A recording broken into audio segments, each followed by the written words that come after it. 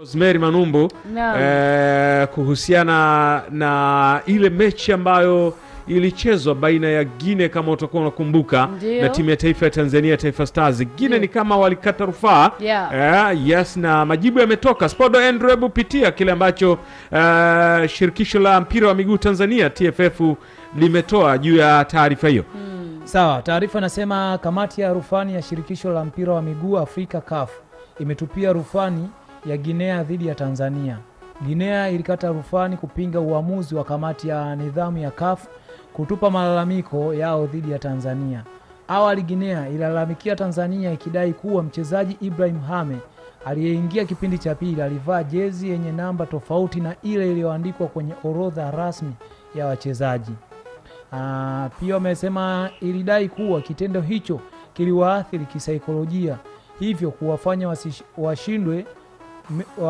wasishinde mechi hivyo ya kuwania kufuzu kombe la mataifa ya Afrika, yani AFCON, ambayo iliyofanyika Novemba 19, 2024 jijini Dar es Salaam, Tanzania, katika dimba la Benjamin Mkapa. Na katika uamuzi wake uliotolewa Juni 11, 2025 na kutumwa leo shirikisho la mpira wa miguu Tanzania TFF, kamati ya rufani imekubaliana na uamuzi wa awali uliofanywa na kamati ya nidhamu ya CAF kuwa malalamiko hayo hayana mashiko kikanuni. Kwa hiyo hii utasema Guinea wamedondokea pua. Job, unaungana na sisi hapa. Guinea wamedondokea pua bwana.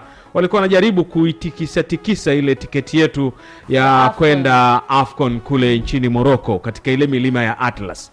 Mimi sijawahi kuwa na mashaka na hilo. Sijawahi kuwa na mashaka na hilo kwa sababu ni mara chache sana watu wakashinda kwa mezani kwa rufaa kama hizo. Very rare. Sasa inatokeaga mara nyingi kwenye cases ambazo zinahusisha udanganyifu wa umri kwa zile mechi za vijana. Sio kama unaelewa vizuri. Yaani wale sijui under 17, under 20. Kwa sasa wale ndo mara nyingi unakuta kuna kesi za umri kule, ndo mtu unashinda rufaa yako. Kama ambavyo Tanzania alipata tiketi yake ya kushiriki AFCON 2017 under 17 kwa kumtoa Kongo kwa kesi kama hiyo. Lakini hizi sijui mmecheza, umepigwa, umebaki alafu ukate rufaa uje upewe wewe. Very rare. Labda iliwahi kumkuta Cape Verde kuelekea World Cup I think 2014 something like alicheza mchezaji mwenye kadi ya njano something like Lakini habari ya kesi ya jezi number. Sijui mchezaji aliwekwa kwa jezi number hii hapa akaingia kucheza na jezi number hii hapa. Wewe ulishafungwa mzee. Ushakufa. Ulishafungwa, endelea na mambo mengine. Kwa hivyo bila shaka itakuwa imetoa maswali kwa wale, na hata Guinea wenyewe nimeona pia wametoa statement hiyo. Nadhani wananchi wa Guinea walikuwa na shauku kubwa ya kujua kwamba ni kipi ambacho kimeamuliwa na kamati ya Alafu kwanza anaingia ile tayari walikuwa shafungwa. Hamna namna anaweza kupatana kesi. Kwa sababu ukijaribu kutazama wao wanasema kwamba iliwaondoa wao kwenye kushinda ule mchezo. Tayari walikuwa wamesharuhusu goli, wameshafungwa. Kwa hiyo mimi hata tangia imeanza ile kesi sikuona kwamba kutakuwa kuna mjadala mkubwa sana issue ya jezi, japokuwa naomba pia mamlaka pia sometimes tu serious kidogo kwenye mambo kama hayo. Tunaweza tukachukulia kama swala dogo sana, lakini kuna namna tutakuja tufanye jambo ambalo tutaliona kama ni dogo litatugharimu pia.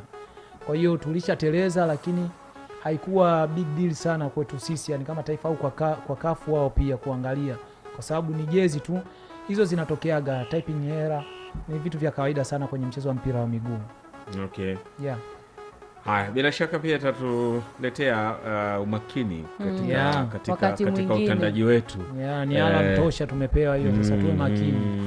Maana sasa Tanzania inamulikwa, inafuatiliwa kwa karibu sana kutokana na kuonekana tunafanya vizuri katika medani za kimataifa. Medani za kimataifa. Kwa hiyo tunapaswa kulifahamu hilo na kuingia kwa tahadhari kubwa zote na kubwa zaidi. Na tunaenda kuyatazama, nisema tu tuweze kuwafahamisha wadau kuhusiana na hili, na tuende moja kwa moja katika taarifa zetu ambazo tumekuandalia. na taarifa hizi ni pamoja na ligi kuu ya kandanda Tanzania bara ambayo inarejea wiki hii na kwa ajili ya kufunga msimu, na mechi zitaanza kesho kutwa, lakini bodi ya ligi kupitia kwa afisa habari wake Karim Boimanda anatuthibitishia maandalizi yanavyokwenda hadi hivi sasa kuelekea katika michezo hii, na ukumbuke ni michezo ambayo itakuwa inachezwa kwa wakati mmoja.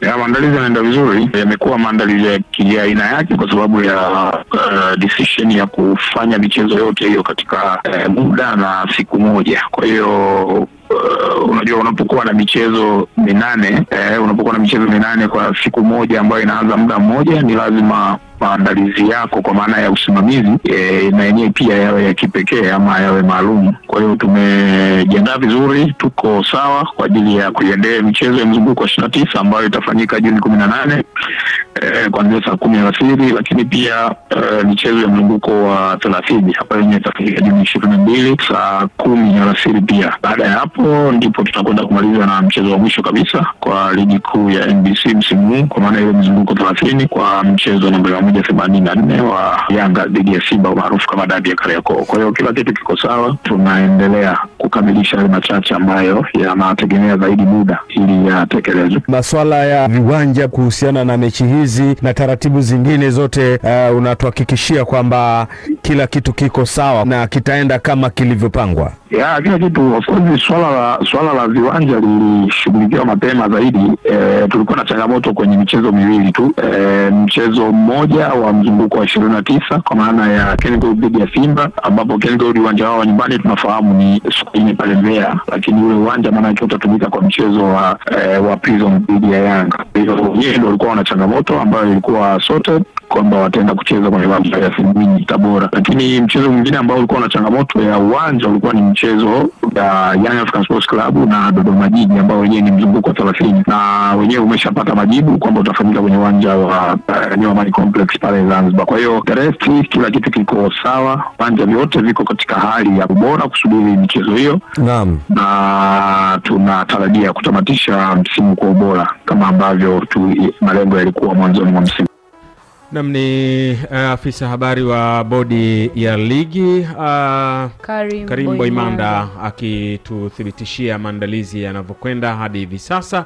Kwa hiyo ni dhahiri shahiri kwamba tupo vizuri na tusubiri kuangalia mambo yatakuwa namna gani. Wakati huo kumbuka tu kwamba vilabu mbalimbali vipo katika maandalizi makali kwa ajili ya kufunga msimu, na kikosi cha Young Africans kimewasili Mbeya jioni hii ya leo tayari kabisa kwa mechi yao dhidi ya Tanzania Prisons wa Jela, mechi ambayo itakuwa inachezwa siku ya Jumatano. Okay. Yes, na kesho kutwa. Lakini tumezungumza pia na Masau Bwire kuhusiana na maandalizi yao ya JKT Tanzania yanaenda namna gani. Kumbuka wana mechi